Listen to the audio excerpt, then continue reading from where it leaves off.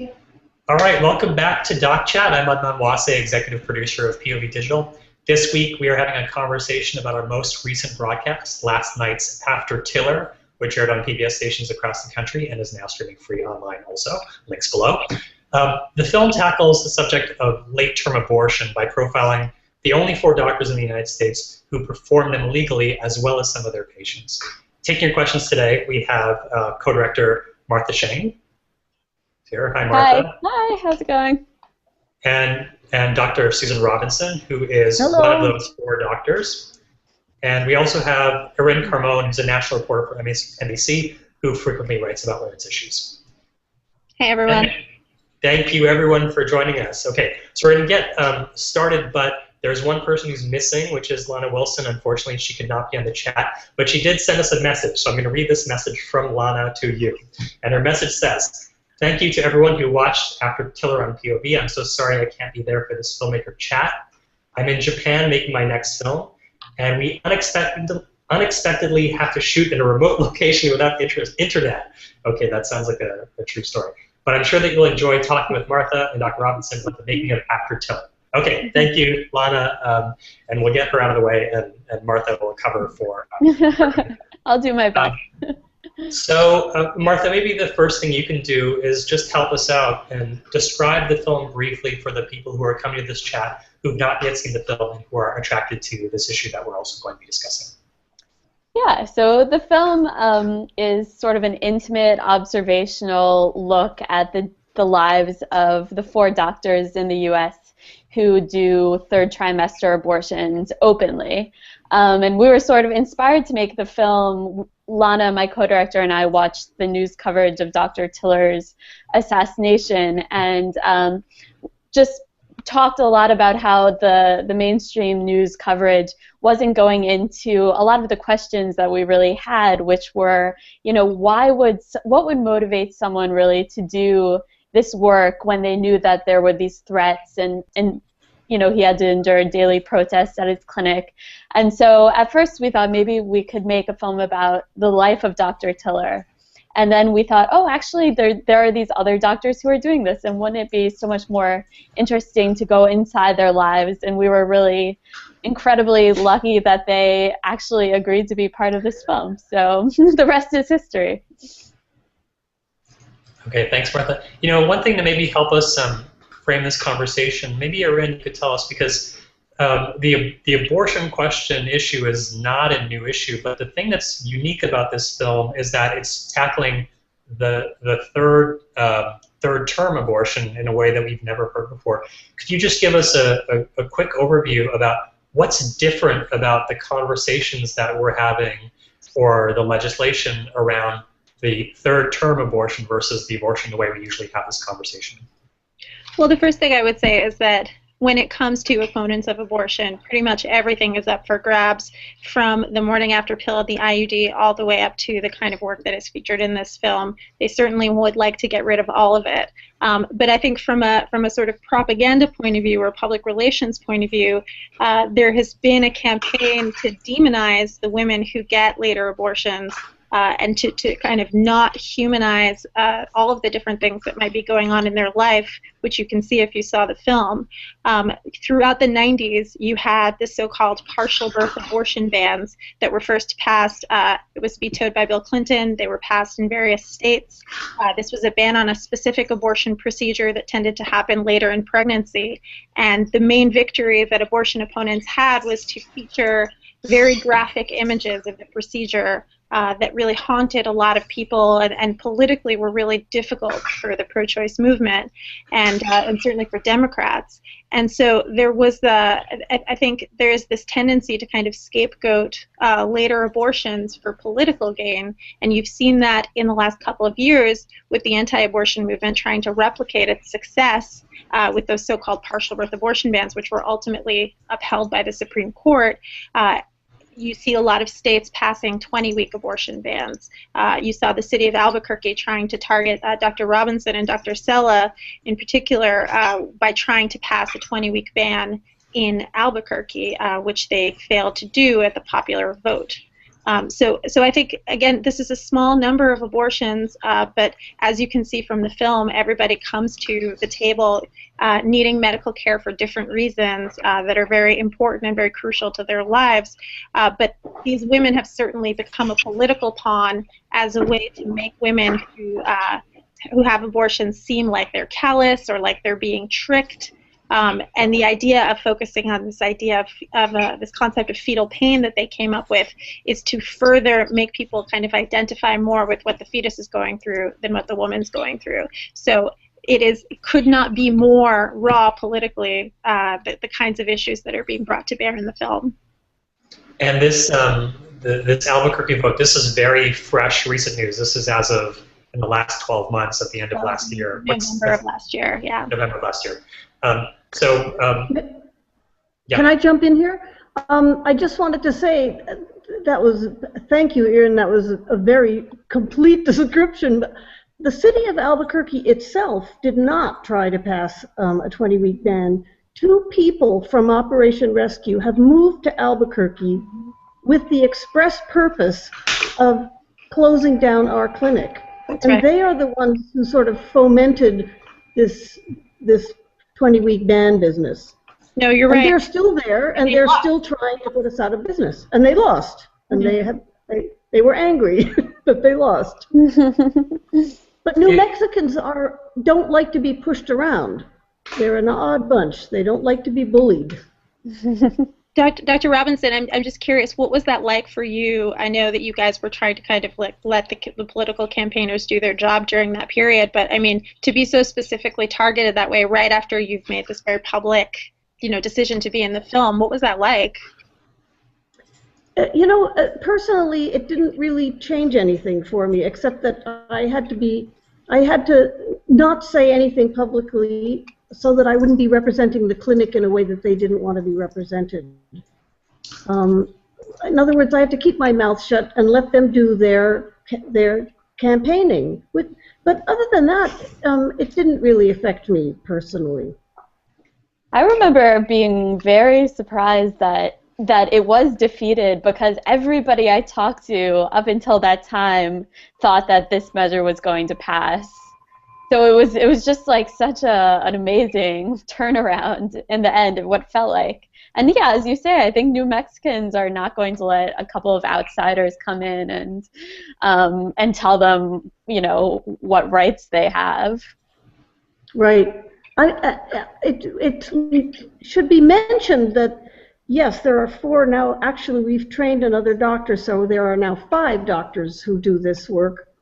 But there are only at 3 clinics, and that's not just in the United States, it's in the entire world. We get patients from Australia. We had a woman who tried to come from Thailand, and she couldn't get a visa. There's nobody else in the world doing this. So if they close us down, they close down 3/5 of this service. So we don't want to be closed down. Susan, just on this note, you've jumped ahead and answered a few questions that were probably going to come a little bit later from viewers, but maybe we can step back a little bit with you, because now obviously you know Martha and Lana very well, but my understanding is that you were not initially, or maybe you were hesitant at first about joining this documentary. Can you just tell us about what this process was for you of listening to what Martha and Lana had to say and deciding that, yes, I want to be the subject of a documentary that is likely going to have the kind of reaction that it's had, actually? But both Shelley Sella and I were sort of brought up by Dr. Tiller, and his stance about publicity, press, anything like that was, no, I am not the center of attention. It's about the patient, not me. So no, I don't give interviews. No, I don't put myself out there. And so that's what Shelley and I both originally said over and over. No, thank you very much for your interest, but we're not interested. It's not about us, it's about the patient. But then suddenly we had this epiphany that if we weren't willing to put ourselves out there, then it would be left to people like Kermit Gosnell to give a face to later abortion.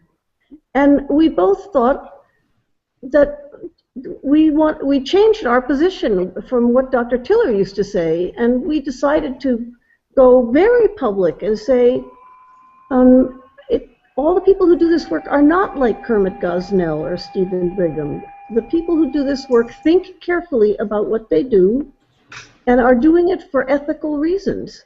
So that epiphany, well, and then we met Martha and Lana, who were so appealing and pleasant that we had a very hard time saying no to them. I think it's funny, there's also like, yeah, the film has had this amazing reception and now really been seen by a lot of people, especially on PBS. But when we were earlier, when we were making the film, I remember talking to Dr. Sella, and this was when we were almost finished editing, and she was saying, so who do you think is going to be interested in this story? I just can't think who is going to want to watch this. And she was saying, you know, I have a friend who volunteers for the Oakland Women's Film Festival, and maybe she could play it. And so I don't think anyone really expected it to have the reception that it's gotten. And I think it just shows that this is a conversation that people really want to be having, and hopefully having in a new way that's less focused on these abstractions and more focused on what are the real lives of the people who are doing this work and the patients. I had a question. I had watched the movie last fall, that I watched it again yesterday.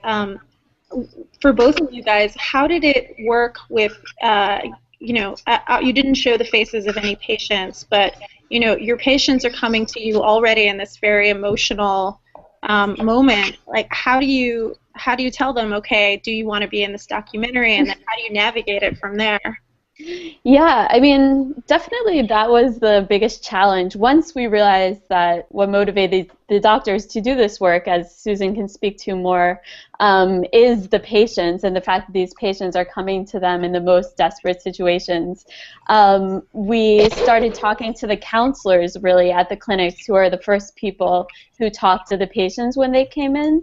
And so they were the ones who first mentioned to the patients, there are these filmmakers here in the clinics, and if you want to learn more about their project, you can go talk to them. But it's true, it was a very, maybe 10% of patients week to week that who would actually say, okay, I'll go talk to them. And then of that, probably a smaller percentage agreed. But I mean, the ones who agreed, we noticed, were certainly patients who had fetal anomalies, had never expected to be in that situation. Many of them many of them were religious, had diverse political views, and they wanted a way to show people that that women who are seeking these later abortions aren't the stereotype of the woman who just wants to fit into her prom dress or something. They're a range of people with a range of views.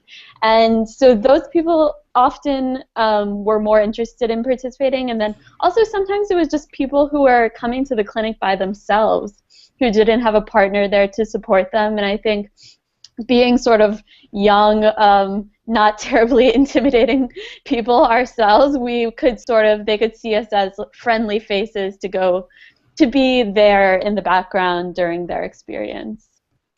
Thanks, Martha. And so this is, of course, a viewer chat, and we have a number of questions that are waiting for us. So I've got a first question coming in. This question is for Susan. The question is, what's the hardest part of your job? I guess the hardest part of my job is listening to the very desperate and sad stories that women have to tell, and not taking it home with me, not sort of taking it on as my personal sadness. When you hear sadness all day long, it sort of tends to stick to you a little bit, and I guess that's the hardest part. And another question, I think it's from the same poster, is how many patients seeking abortions do you see a month? And then I guess there might even be a percentage question about how many of them actually end up going through that procedure. How many patients do we see a month? Probably in the vicinity of, oh gosh, between 100. No, wait, sorry. We see maybe 3 to 5 a week. So 15 to 20, like that, in that ballpark. And almost all of them who come to the clinic stay and have an abortion. They very rarely change their mind because they've been thoroughly counseled over the phone ahead of time. They know what they're looking at. And many of them have come from thousands of miles away. And they're at the point that they come to the clinic, not very many change their mind. So, yeah, we see something about 200 patients a year. Okay. And just a follow-up question, how hard is it at the point that they've already been counseled to walk through that door and come to actually visit and see you? I don't understand the question. The question being that if they've already been, as I'm trying to read through the question, if they've already been counseled at that point, what are the new difficulties they might be facing in that they are now actually going through this procedure, as opposed to so in person versus talking to you on the phone? What are you seeing that's different? That's a very good question. I think when they walk in, first of all, they come to us on a hope and a prayer that we're going to be okay, but they don't know if are we going to be dirty, and is the clinic going to be icky, and are we going to be weird, and or are we going to be normal people? And they walk in, and the clinic is very, very pleasant, and we're all fairly normal, and we're friendly. Everybody's friendly, and so their initial fears are really centered around what's it going to be like. Once they find out what we're like, then they really are facing the actual nuts and bolts of what this is going to be like for the next 3 or 4 days. And you know, they've heard it before, but now that's right in front of them instead of at a distance. Does that make sense? Yeah. So, just to jump into on top of that, when we were at the clinic, I remember one time a young woman coming in for a later abortion who had read on the internet or been told by someone she knew that she had a 50% chance of dying during the procedure. And it was just so unbelievable to me that, you know, that shows exactly the level of desperation that many of these women have who are seeking the abortions, because she was willing to take that chance. Right, and it's interesting, you know, politically there has been a move to pass these kinds of laws that require biased counseling before an abortion procedure. Right next door to New Mexico and Texas, of course, a woman has to have an ultrasound. She has to make several visits to the clinic. She has to receive information that it may not be 50% chance of death, but it's often very biased. It talks about the link between abortion and breast cancer, abortion and infertility. And so there are a lot of misconceptions around the procedure, and many of them are state-sponsored, depending on which state you live in. Yeah, I'd like to add that the link between breast cancer and abortion is non-existent, and the link between infertility and abortion is non-existent, and the link between mental illness and abortion is non-existent. This is all based on junk science. These are the same people who believe the earth is flat. okay, gotcha. We'll move on from that question. This is a follow-up for you, Susan, from Courtney O'Brien, who just came in on Google+. What do you talk about with your patients during the counseling phone sessions? During the counseling phone sessions, first of all, we ask the patient when she found out that she got pregnant, how did she feel when she first found out, why does she not want to be pregnant, what would it mean to her if we couldn't help her, you know, what would she do if we couldn't help her. We ask if there are any special circumstances, was this an assault or something like a family member or something like that. And then we describe in detail what the procedure is like. And answer the patient's questions, and then start helping to arrange funding. We have a question. Thank you, Susan. We've got a question, another question on our Google Plus page. It's a little bit longer, and I believe it's for you, but this may be a question for everyone. depending on your views. So this is from Austin de Arma, and the question is, as I've studied the abortion debate, I find myself being confronted with stout arguments from science, religion, and philosophy that lead me more towards a pro-life position. I find it intellectually difficult to hold to a pro-choice position and not be conflicted. What arguments convinced you of the pro-choice position? I've read Singer, Thompson, Boonin, and others who argue for that position. What convinced you and why? Well, I'm pro-life. I am pro-women's lives. And I believe that women's lives trump the fetus under all circumstances.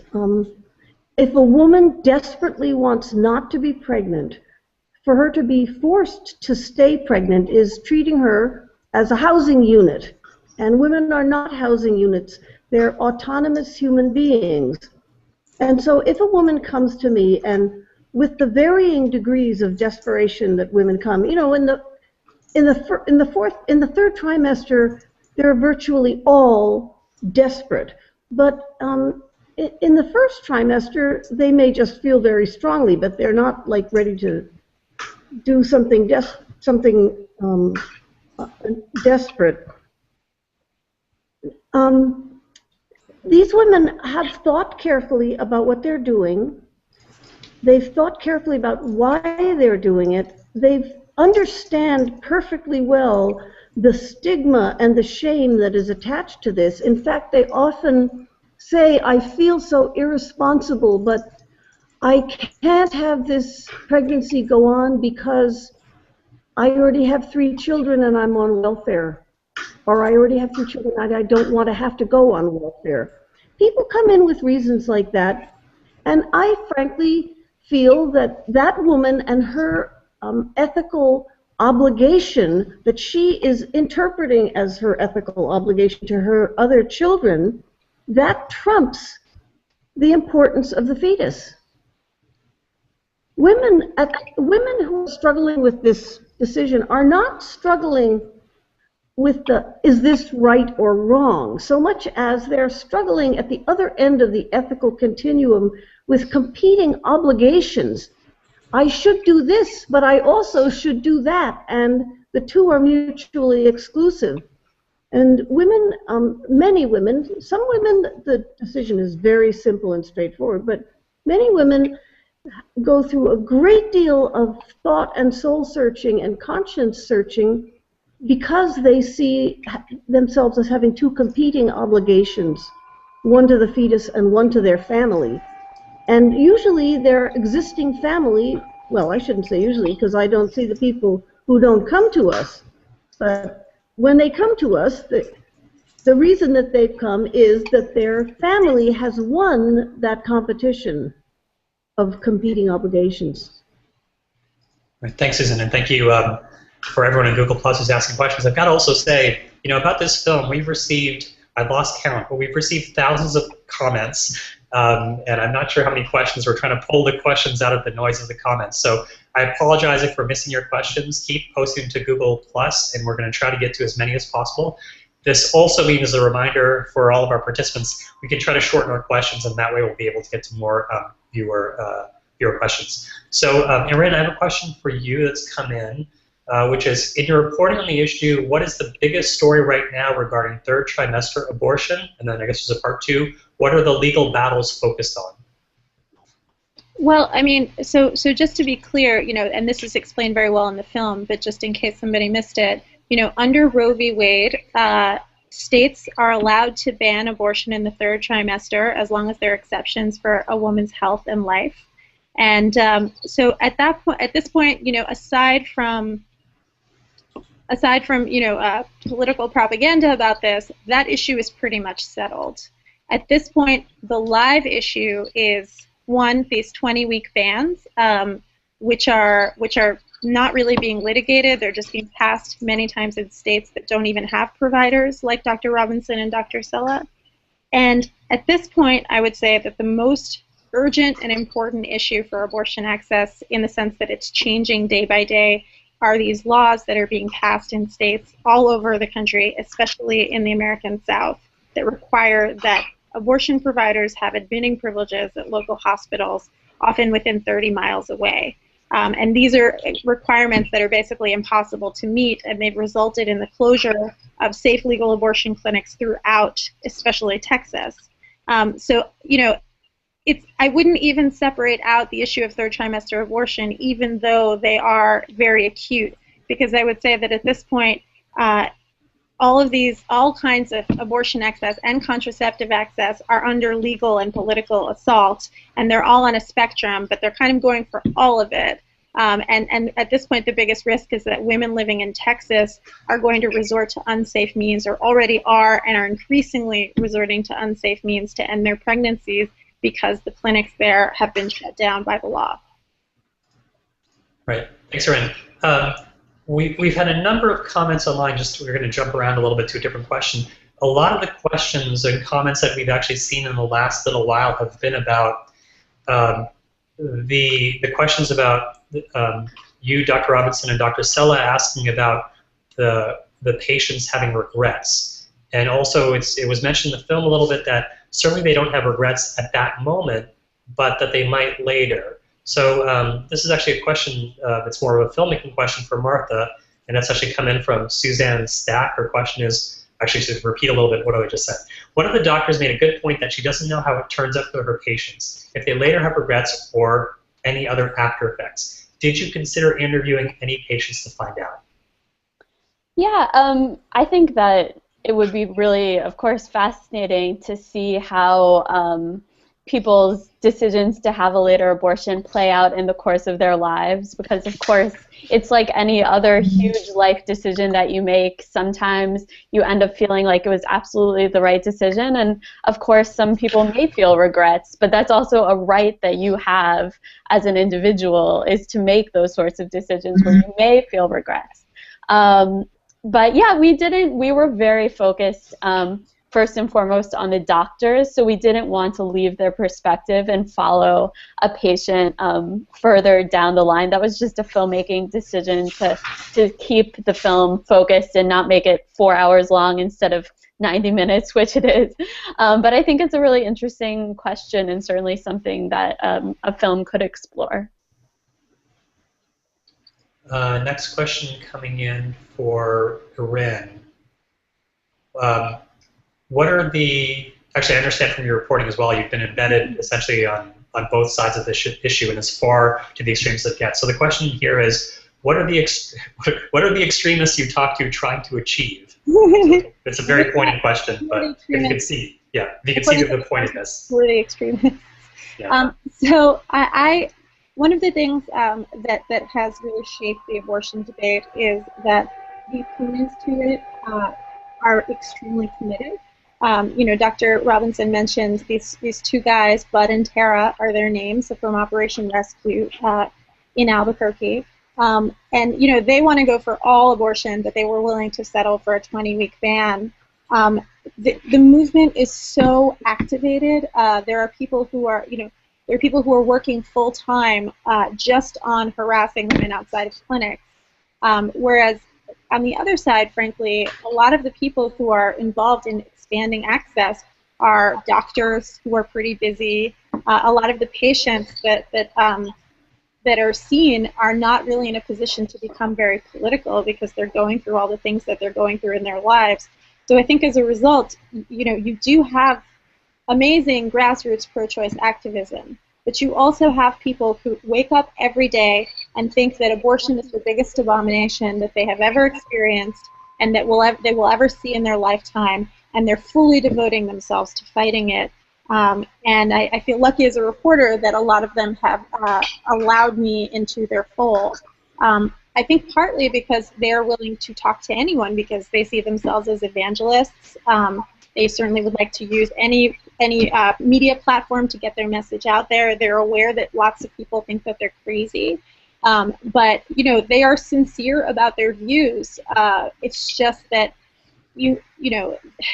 their pursuit of their views puts a lot of other people's lives either at risk, outright danger when it comes to situations like Dr. Tiller, or making what is already an extremely difficult point in a woman's life where she's just trying to walk into a clinic to get any kind of service. So as a reporter, I'm openly pro-choice, but I also try to pursue, to talk to any person that has allowed me into their life in a fair-minded way and with integrity. And so I do really try to understand where they're coming from when I spend time with them. Can you also talk a little bit, Irin, about the tactics and how things are changing? Is there anything that's new in the last couple of years that have changed in the way that people are, say, framing this message or trying to get legislation passed? Well, it's kind of on every front. So you might say a lot of the abolitionists, the guys I spent time with in Oklahoma, they use cameras strapped to themselves. They use GoPros, and they will record people coming in and out of the clinic. Then they'll put them on YouTube and kind of show all of their outreach, they would call it, or their ministry. So certainly a lot of anti-abortion groups are using the internet really effectively. And in states where there were buffer zones around clinics, those are either now struck down or very much in question after the Supreme Court struck down Massachusetts' buffer zone earlier this year. So I think you're also going to see an even more aggressive, emboldened protest or blocking or harassment, whatever you want to call it, outside of abortion clinics. And then at the same time, there's a really concerted effort to draw attention to later abortion in certain crucial Senate races. Just last week, there was a tour through places in Colorado and North Carolina where there are very vulnerable Democratic Senate candidates to try to draw attention to a national 20-week abortion ban that they're trying to push. So those are certainly at the forefront of what the anti-abortion movement is doing right now. Okay, thanks. And we're jumping around a little bit again. We have a question for Dr. Robinson. How have the pro-life accusations affected you? Well, they've made me take certain security precautions, and they make me more sympathetic toward what the patients have to go through. I have a deeper understanding of why a patient who, to me, has a perfectly clear, perfectly good reason for needing an abortion, like I have 3 kids at home who I can barely feed, and yet they call themselves selfish and irresponsible. And they're getting that from the anti-abortion folks, that abortion is a selfish decision or that it's an irresponsible decision. And in fact, the actual truth is that the patients have struggled with this, and they're coming from a highly responsible, unselfish place. So I think that they've affected the anti-abortion people have affected me by making me take certain security precautions and making me understand more deeply what the patients are experiencing, what messages they've been given to make them feel so shamed and terrible when they come in for care. All right, we have a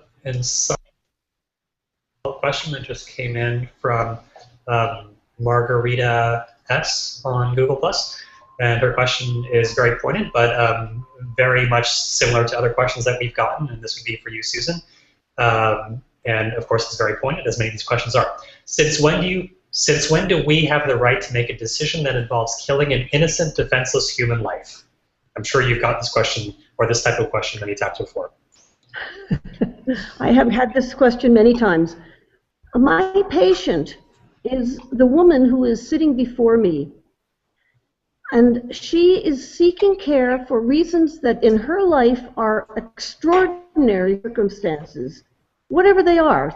They have driven her to seek a late abortion because they are, in her mind, extraordinary. Now, if we accept that a woman is an autonomous human being who can make moral choices just like everybody else, then we have to accept that women are able to decide whether they can responsibly bring a new life into the world. And my belief is that they can make that decision responsibly, and that, in fact, any other point of view demotes women to second-class citizens who do not have the moral ability to make autonomous decisions. So I, as a physician, I am not trying to talk anybody into or out of an abortion. The patients come to me desperate and saying they want an abortion, and I'm caring for them. I'm caring for desperate women who are sitting right there in front of me.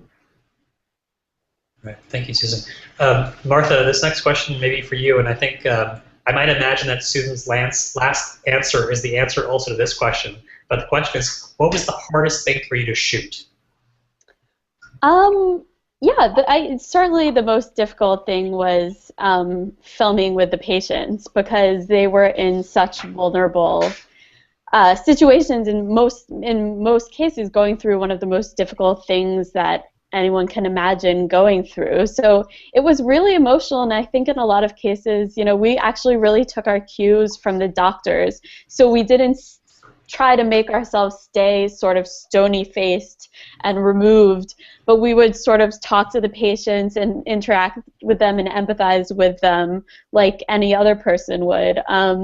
But certainly that was the most difficult and the most emotional. And just to add on to what Susan was saying, I think what we saw a lot of those women dealing with is, thinking not just about life, but about the quality of life. And in almost every case that we saw, these women were thinking, as Susan said, what's the quality of life for a child who's born without a brain, or a child who's never going to be able to speak more than a few words, or a child who I'm not going to be able to feed, or a child who's going to be born into a situation where the father is very abusive. I mean, all these things go through women's minds. So I think that's the basis of the ethical decisions that people are often making.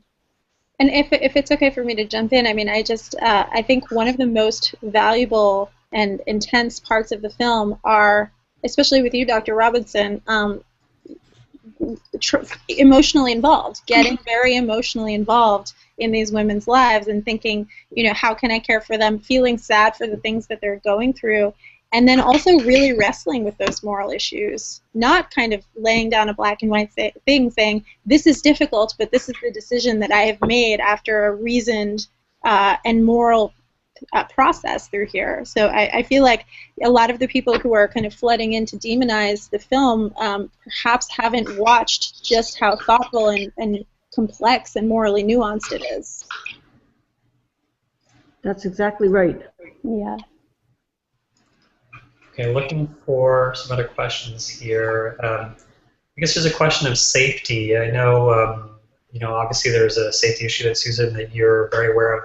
But this question is actually for Martha, which is, after the film premiered, did you feel that you were targeted by either side's supporters? Oh, go on. Yeah, no, that's an interesting question. I was going to say, I don't think that means necessarily a violent targeting. It just means targeting from either side. Yeah, no, it's a really interesting question. The response to the film when we premiered at Sundance was really incredible, and I think it was amazing to have the doctors there, because people were so full of gratitude and admiration for the work that they were doing after seeing the film. That was the Sundance audience. And since then, there's been a huge range of people who've seen the film and had all different reactions. But we, as far as the anti-abortion side, we haven't felt at all targeted or in any danger whatsoever. Most of the anger really is towards the film and doesn't feel like it's been directed towards us personally at all. And just to put it out there, there's been so many petitions and people calling for PBS to cancel the broadcast and this and that. But actually, there were also anti-abortion groups, including the Pro-Life Action League in Chicago, who actually had called for all pro-life people to see the film, who said this is a really important film for pro-life people to see.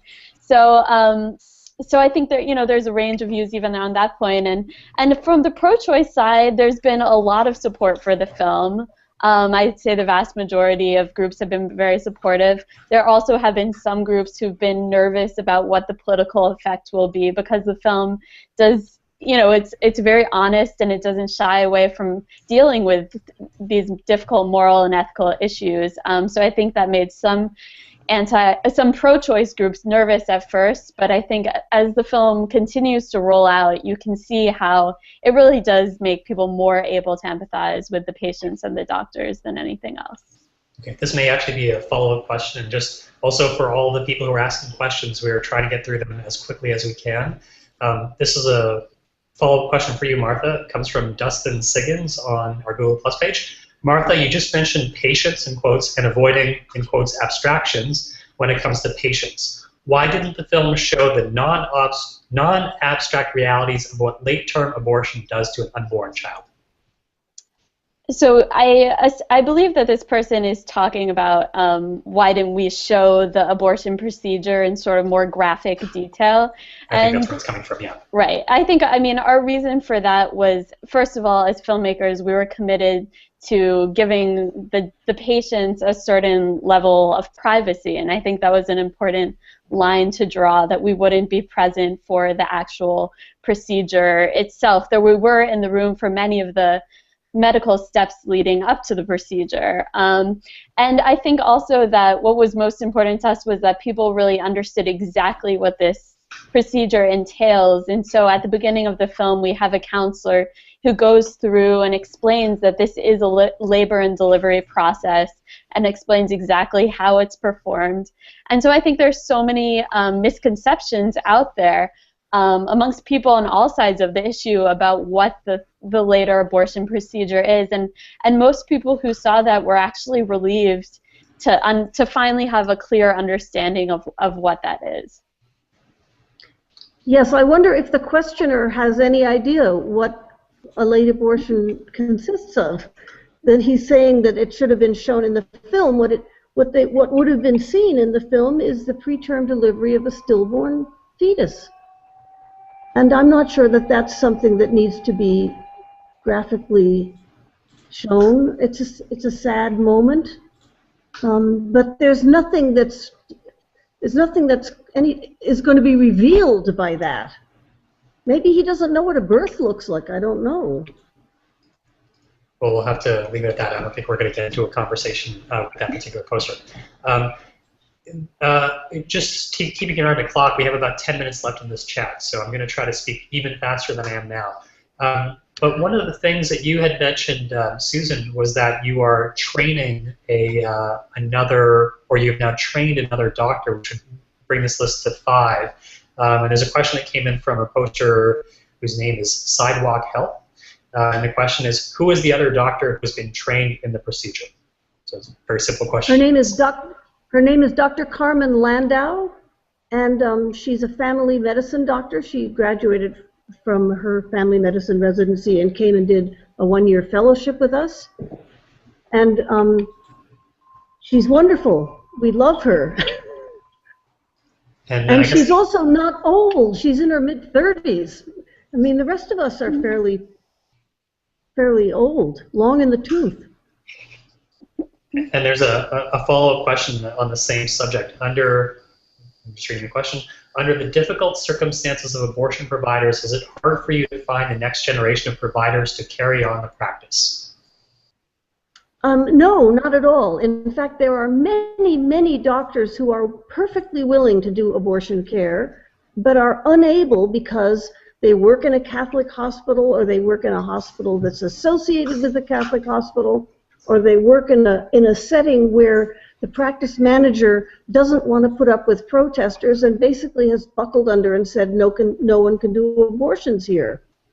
But there are many doctors out there who are willing and ready to do abortion care if they were permitted to. So no, we have other people who are considering joining us as doing a year fellowship, as Carmen did. Okay, thanks, Susan. A question for Irin. What are your challenges as a reporter to report on the abortion issue? Keeping up. There's been so much going on around the country. I mean, it's kind of a challenge to figure out, do you want to run into this burning building in terms of a crisis of access, or do you want to go to a story that's less prominent that you might want to spend time in. And I think part of it, another challenging thing about it is doing justice to all of the different people involved in it, because it is such a complicated issue that brings to bear health, religion, law, politics. You could spend time on just one of those things, but of course the issues that are brought up in women's lives encompass all of those things. So just thinking about, how do you represent people fairly and thoughtfully in a situation that is changing so fast and where people bring such deeply held views and are often very angry about it, to kind of step back and analyze it and understand why things are happening the way they're happening. Can I jump in here and just say, I believe thoroughly that most of the protesters, the anti-abortion folks, are totally sincere. They completely believe what they're saying, and many of them, in fact, are instructed by their churches to go out and try to bring the word that they think is the word of God to as many people as possible. That's their duty. I get that. But what I do not think is reasonable is for their theocracy to be imposed upon a patient who may have a totally different view. In this country, theoretically, we can have whatever religious beliefs and act on whatever religious beliefs we may have.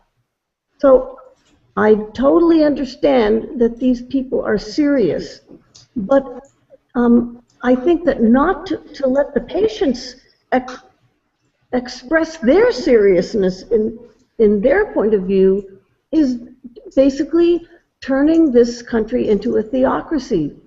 And one more thing, which is, it's a standing joke at pretty much all abortion clinics, that pro-life, they're not really pro-life, they're anti-abortion. Anti-abortion people are anti-abortion until such time as they need an abortion. And then they are right there in line with everybody else. And I don't mean that means they're less sincere. It means that the situations that drive women to need abortions are very compelling and very desperate. And so many people have said, I never thought I'd be in this position. Of course not. Who thinks they're ever going to need an abortion? Who plans to have an abortion? No one. And so these anti-abortion people who have their strongly held religious beliefs come with a serious case of bad cognitive dissonance when they come for their abortion. And some of them have their eyes opened and their compassion is alighted or alit, and some of them go right back onto the picket line. Thank you, Susan and Irin. We've got time for about 2 more questions, so I'm going to apologize in advance to everyone else. I know we had many, many questions, and I encourage you already to keep the conversation going on Google+, on our Facebook page, also on our homepage for After Tiller. So I'll give you those links again later. So a second last question. This is a pure filmmaking question coming from Thatcher Bean. What was your process like working with Greg O'Toole, who's your editor, to interweave the characters' stories so well and to create the emotional arcs within the film? That's a great question, and I feel like documentary editors often do not get the credit they deserve, so thank you for the question. Yeah, working with Greg was amazing. I think especially because we were so close to this topic and because we'd spent so much time in the clinic and it was so emotional, we really needed fresh eyes. And we had seen some films that Greg had done before. Our discussions with him, like, we could really